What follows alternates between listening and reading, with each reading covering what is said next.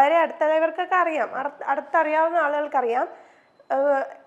എന്നെ 24 മണിക്കൂർ വിളിച്ചുകൊണ്ടിരിക്കുന്നവരുണ്ട്, അതായത് എന്നെ അടുത്തറിയാവുന്നവർ.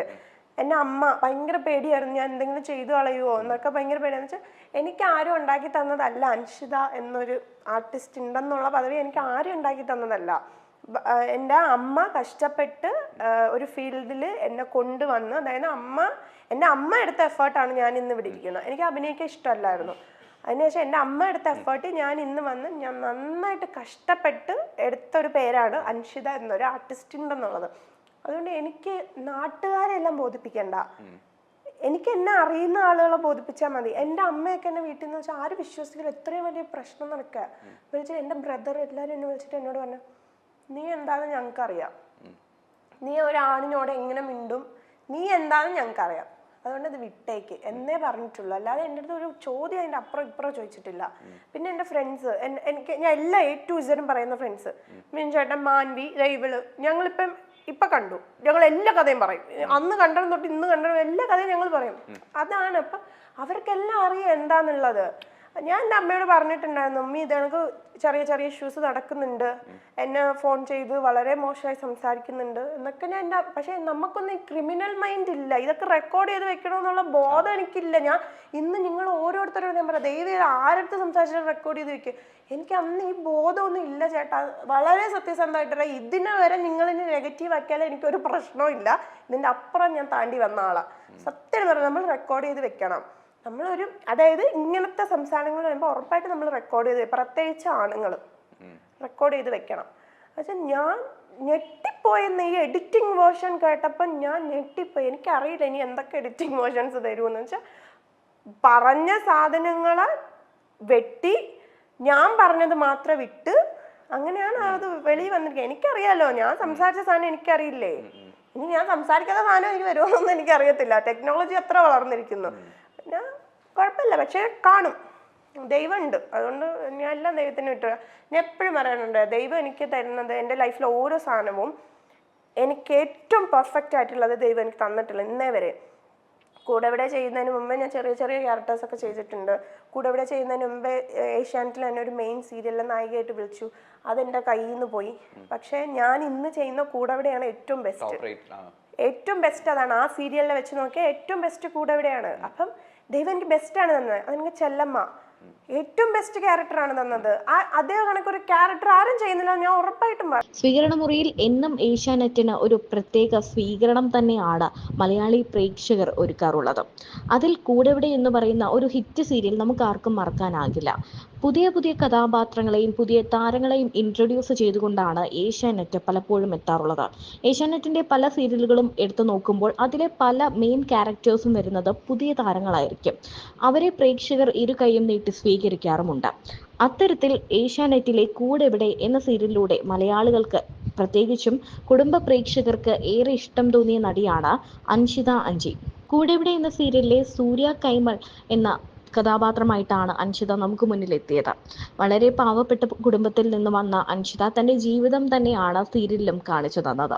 എന്നാൽ പിന്നീട് അൻഷിതയെ തേടിയെത്തിയത് വലിയ വലിയ വിവാദങ്ങളാണ്. തമിഴിലേക്ക് ചേക്കേറിയതോടെ അൻഷിത കുറച്ചുകൂടി പ്രശസ്തയായി മാറി. തമിഴിലെ ചെല്ലമ്മ എന്ന സീരിയലാണ് അൻഷിതയ്ക്ക് വലിയൊരു പേര് നേടിക്കൊടുത്തത്. ഒരു അഭിനേത്രി എന്ന നിലയ്ക്ക് ഒരുപാട് പ്രകടനം കാഴ്ചവെക്കാനുണ്ടായിരുന്ന സീരിയൽ തന്നെയായിരുന്നു ഇത്. എന്നാൽ ആ സീരിയലിലെ നടനായ അർണവും അൻഷിതയും തമ്മിൽ എന്തോ അടുപ്പമുണ്ടെന്ന രീതിയിൽ ഒരു ഫോൺ കോൾ ലീക്ക് ആവുകയും തുടർന്നുള്ള വലിയ വലിയ പ്രശ്നങ്ങളൊക്കെ ഉണ്ടായി. താരദമ്പതികളായ ദിവ്യ ശ്രീധറും അർണവ് അംജദും തമ്മിലുള്ള സ്വാരസ്യങ്ങൾ തമിഴ് സിനിമാ ലോകത്ത് വലിയ ചർച്ചാ വിഷയമായി. രണ്ടാമത്തെ കുഞ്ഞിനെ ഗർഭിണിയായിരിക്കുന്ന സമയത്ത് അർണവിനെതിരെ ഗുരുതര ആരോപണങ്ങളുമായി ദിവ്യ എത്തി. ഗാർഹിക പീഡനം, ഗർഭഛിദത്തിനുള്ള ശ്രമം, അവിഹിത ബന്ധം ഇവയൊക്കെ ദിവ്യ അർണവിനെതിരെ ആരോപിച്ചു. സീരിയലിൽ കൂടെ അഭിനയിക്കുന്ന അൻഷിത അക്ബർ ഷായുമായി അർണവ് പ്രണയത്തിലാണെന്നും തന്നെ ഒഴിവാക്കി അൻഷിതയെ വിവാഹം കഴിക്കാൻ അർണവ് പദ്ധതിയിടുന്നുണ്ടെന്നും ദിവ്യ ആരോപിച്ചിരുന്നു.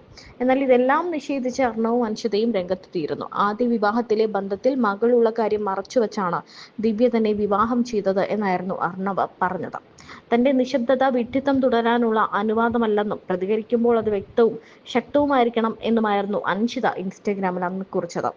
എന്നുവെച്ചാൽ ഞാൻ പറഞ്ഞില്ലേ, നമ്മുടെ വളർച്ച ഇഷ്ടമില്ലാത്ത ആളുകളുണ്ട്. അപ്പൊ അവര് നമ്മളെ കിട്ടിയ അവസരത്തിൽ ചവിട്ടി താഴ്ക്കുക എന്ന് പറയില്ലേ. അല്ലാതെ ഞാൻ നോർമലായിട്ടിരിക്കുമ്പോൾ എന്നെ ആർക്കും ചവിട്ടി താഴ്ക്കാൻ പറ്റത്തില്ല.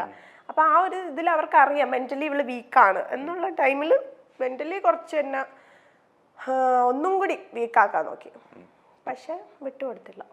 എത്രയൊക്കെ നമ്മൾ ബോൾഡ് ആണെന്ന് പറഞ്ഞാലും ആ സമയത്ത് നമ്മൾ ഒരുപാട് എത്ര ബോൾഡാന്ന് പറഞ്ഞാലും എല്ലാവരും മനുഷ്യന്മാരാണ്.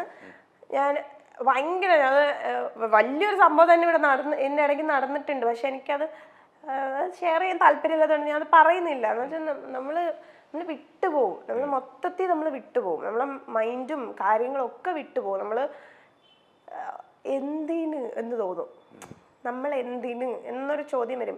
നമ്മൾ എന്താണ്, എന്ത് ചെയ്തു, നമ്മൾ എന്ത് ഉണ്ടാക്കി വെച്ചത് എന്താണ്, ഈ ഒരു ഒറ്റ ഇതിൽ എന്ത് സംഭവിച്ചു എന്ന്, എന്ത് എല്ലാത്തിനും ഒരു ചോദ്യചിഹ്നം വരും. എന്ത് എന്നൊരു ചോദ്യം വരും നമ്മുടെ മുമ്പിൽ, ഒറ്റയ്ക്ക് ഇരിക്കുമ്പോഴേ അത് വരുള്ളൂ.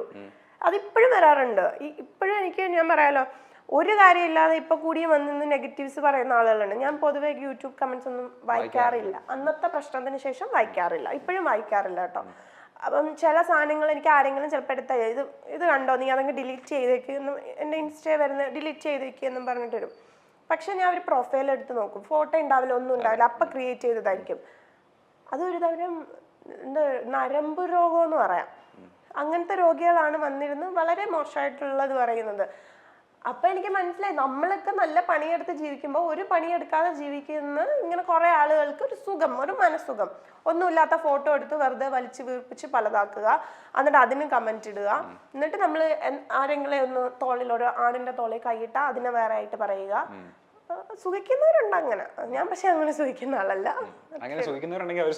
ഉറപ്പായിട്ടും. പക്ഷെ ഞാൻ പറയുന്ന ഒരു ഒറ്റ കാര്യമുള്ളൂ, അത് കുറച്ചെങ്കിലും കോമൺ സെൻസ് ഉള്ളവർ തലയിൽ എടുക്കുക. ഒരിക്കലും ഒരു ആള് പറയുന്നത് കേട്ട് അവരെ വിശ്വസിച്ച് മറ്റുള്ളവരെ ജഡ്ജ് ചെയ്യാതിരിക്കുക. നിങ്ങൾ വിചാരിക്കുന്നതല്ല ഈ ലോകം, നിങ്ങൾ വിചാരിക്കുന്നതല്ല ആളുകൾ. ഞാൻ എൻ്റെ ലൈഫിൽ കണ്ടു, അഭിനയിക്കാൻ ലൈഫിൽ അഭിനയിക്കുന്ന കണക്ക് അവർ ചെയ്യുന്ന ഒരു തൊഴിൽ അവർ അഭിനയിക്കില്ല.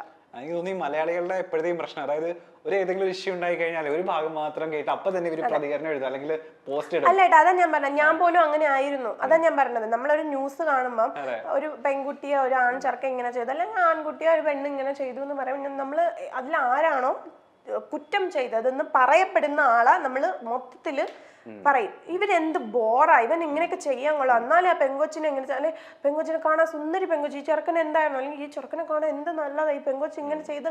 അതൊന്നും അല്ല, അവർക്കിടയിൽ നടക്കുന്നത് നമുക്ക് അറിയത്തില്ല. അത് അറിയാത്ത കാര്യത്തെ ഇപ്പൊ തലയിടാതിരിക്കുക.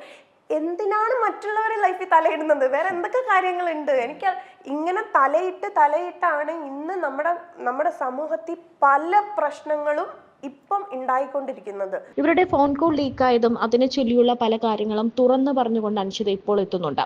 തന്റെ ഇത്രയും വലിയൊരു പ്രശ്നം, താൻ ആത്മഹത്യ ചെയ്യാതിരിക്കാൻ തന്റെ കുടുംബം ഒപ്പം നിന്നു, ഇതുവരെയും താൻ എന്താണെന്ന് അറിയുന്ന തന്റെ കുടുംബം തനിക്കൊപ്പം തന്നെ നിന്നിട്ടുണ്ടെന്നും അൻഷിത പറയുന്നുണ്ട്. അതുമാത്രമല്ല, തന്റെ അമ്മയാണ് തന്നെ സീരിയലിലേക്ക് എത്തിച്ചത്. താൻ കഷ്ടപ്പെട്ട് തന്നെയാണ് ഇപ്പോൾ പണം ഉണ്ടാക്കുന്നത്. വെയിൽ കൊണ്ടും സൈക്കിൾ ഓടിച്ചും അഭിനയത്തിന് വേണ്ടി താൻ ഒരുപാട് സാക്രിഫൈസ് ചെയ്യുന്നുണ്ടെന്നും അൻഷിത പറയുന്നുണ്ട്. ഒരുപാട് കഷ്ടപ്പെട്ട് കേൾക്കേണ്ടതും അറിയേണ്ടതും അനുഭവിക്കേണ്ടതും എല്ലാം അറിഞ്ഞു തന്നെയാണ് താൻ ഈ നിലയിലേക്ക് എത്തിയതെന്നും ഒരു ഗോസിപ്പുകളും തന്നെ ബാധിക്കില്ല എന്നും അൻഷിത പറയുന്നുണ്ട്.